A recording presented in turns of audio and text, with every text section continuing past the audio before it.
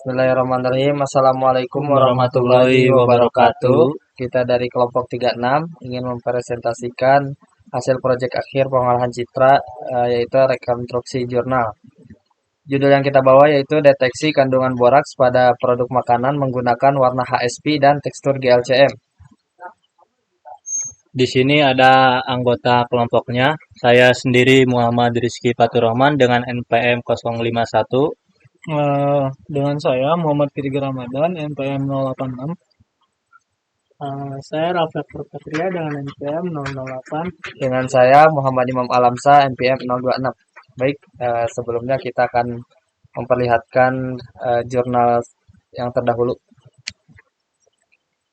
Nah, di sini kita salah satu acuan dari jurnal kita yaitu ini System Literature Review of Gray Level Concurrence Metric on Plants, yang dimana ini tuh jurnal ini tuh menjelaskan dimana dia mendeteksi boraks pada saus tomat. Nah, menggunakan fitur GLCM dan ISP. Baik, kurang lebih seperti itu jurnal terdahulu yang kita ambil.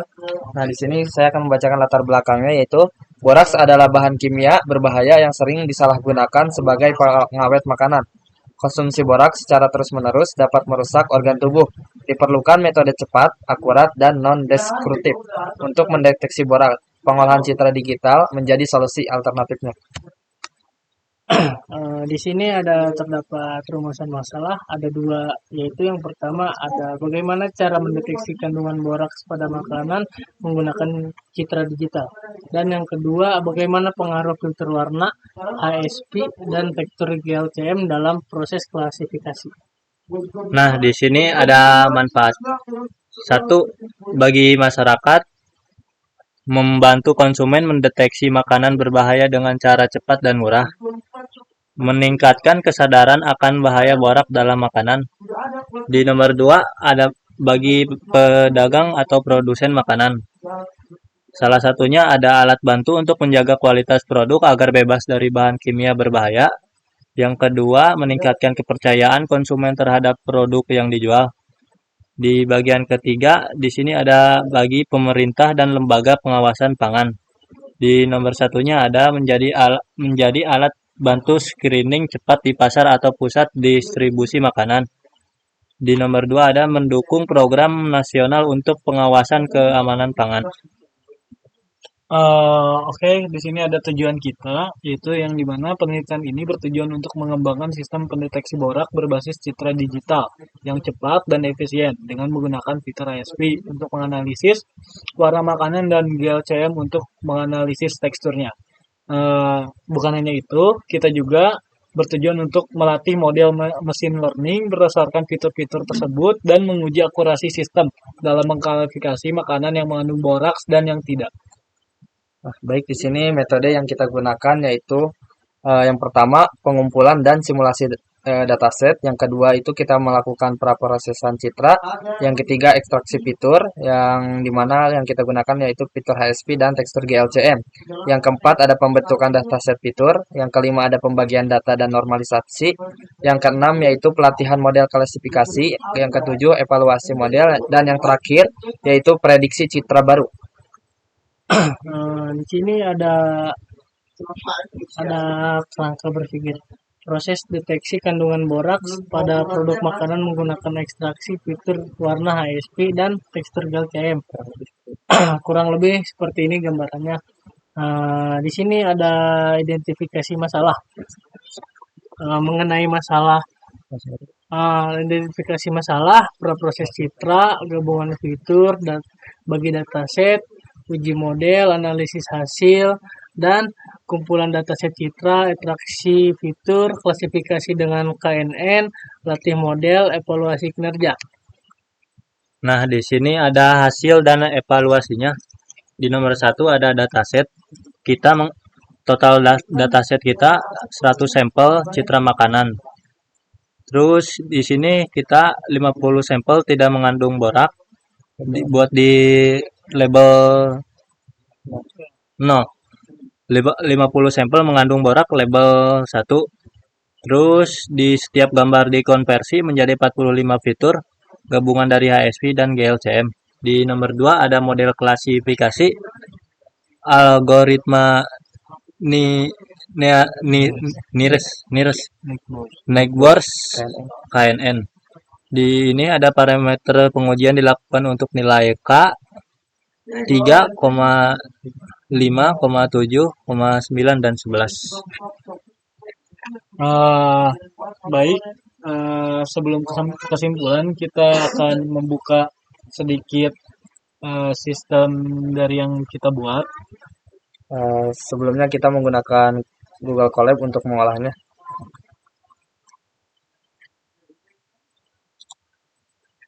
Nah, bisa dilihat di sini ada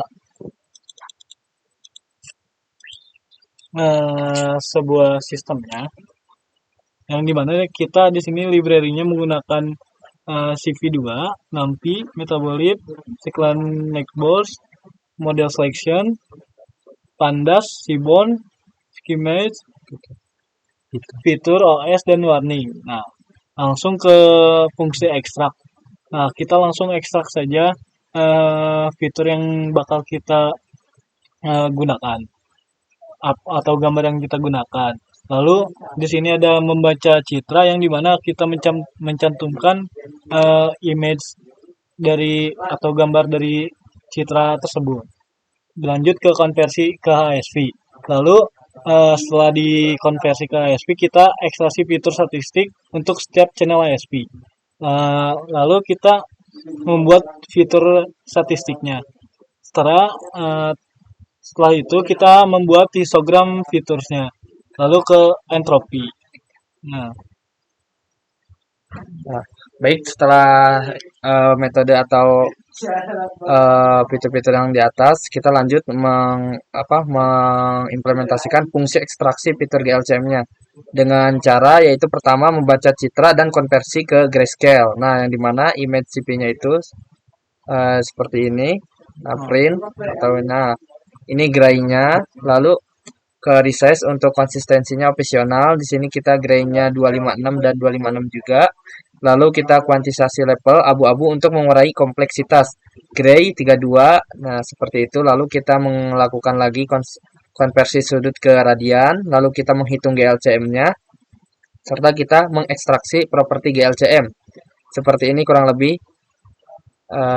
kode-kodenya. Nah, ini ada main, standar deviation, maksimum, dan minimumnya. Nah, lalu di sini kita lanjut ke fungsi gabungan ekstraksi fitur. Di sini di fungsi gabungan ekstraksi fitur ada menggabungkan fitur HSP dan GLCM.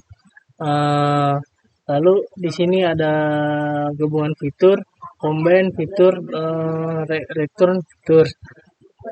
Lalu berikutnya ada fungsi processing dataset. Di sini kita mengimplementasikan fungsi reprocessing dataset, membuat dataset sampel untuk demonstrasi dalam implementasi nyata, ganti dengan pet dataset. Terus dilanjut simulasi data fitur untuk demonstrasi. Dilanjut lagi simulasi fitur untuk makanan tanpa borak. Nah, di sini langsung ke HSP fitur 21 ya fitur. menggunakan 21 fitur. Nah, kurang lebih seperti ini.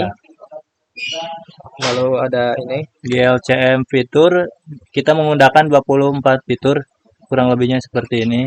MP random normalnya ini Ya, inputnya.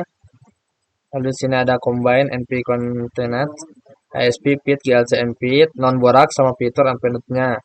Nah, lalu di sini ada simulasi fitur untuk makanan dengan boraks label 1. Boraks fitur, nanti di sini ada for in range-nya itu 50, HSP fiturnya dengan karakteristik yang berbeda seperti ini, random ininya. Kurang lebih sama ini dengan nomor-nomor randomnya. Nah, terakhir kita menggabungkan datanya, data yang tadi di sini. Satu returnnya X dan Y aja. Nah, setelah itu kita langsung ke fungsi evaluasi model. Nah, di mana kita mengevaluasi performa model yang sudah kita buat. Lalu di dalamnya ada prediksi, akurasi, dan cross validation. Lalu kita ke hasil evaluasi. dan jika akurat langsung dilanjutkan ke akurasi cross validation. Lalu kita ke confusion metric. Nah, di sini kita akan membagi dua, di mana di sini ada yang mengandung borak dan tidak mengandung borak. Lanjutkan ke aktual, langsung ke prediksi. Nah, langsung ke fungsi visual fitur, di mana di sini kita memvisualisasi distribusi fitur. Lalu yang dimana di dalamnya ada konversi ke data frame. Lalu ke blok beberapa fitur penting. Dan setelah itu disimpan. Lalu ke fungsi utama sistem. Di sini buat fungsi utama sistemnya. Fungsi utama sistem di sini sistem deteksi borak. Di sini ada ada buat persiapan dataset. Di sini ada data yang dimasukkan, lalu ada visualisasi fitur, lalu ada pembagian dataset, dan ini shortcutnya, lalu ada normalisasi fitur, terus ada training model KNN, training model Kenners Neighbor dengan print 30, uji beberapa nilai K. Clustering values-nya 3, 5, 7, 9, dan 11. Base score-nya 5, base score-nya 0. Nah, di sini lanjut lagi kita ke 6, yaitu model finalnya, yang dimana model final itu perintahnya N6 model final. Perintahnya yaitu kurang lebih 30, final modelnya seperti KNN classifier. Ini di sini. Lanjut ke evaluasi model. Oke, simulasi prediksi kita lakukan lagi. Setelah prediksi langsung ke prediksi beberapa sampel tesnya. Nah, langsung kita ke fungsi prediksi citra baru.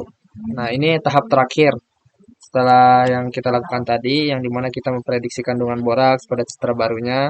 Lalu di sini kita melakukan ekstraksi fitur dan normalisasi seperti ini. Lalu ini kita menjalankan semua sistem. Ini. Nah, ini adalah contoh data yang tadi kita masukkan.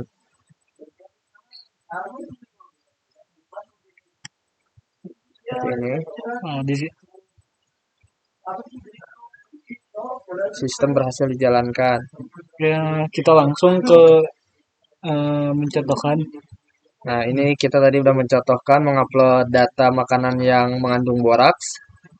Lalu di sini outputnya yaitu memprediksi citra bakso aja. Nah, sesuai ini nama filenya udah kita masukkan tadi di sini. Lalu confidence-nya 100% ya, Bon ya.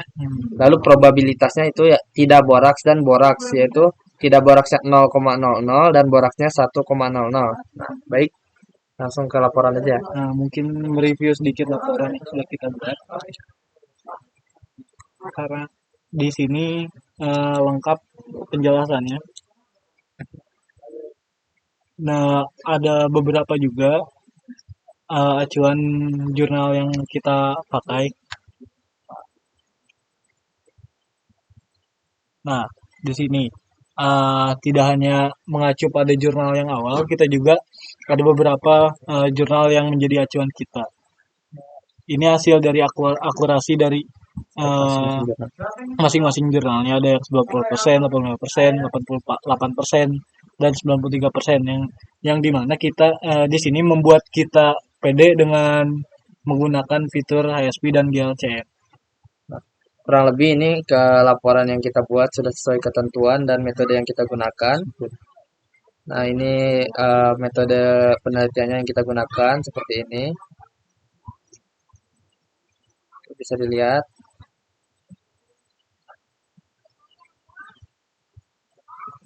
Oke, kita langsung lanjut kesimpulan aja ya.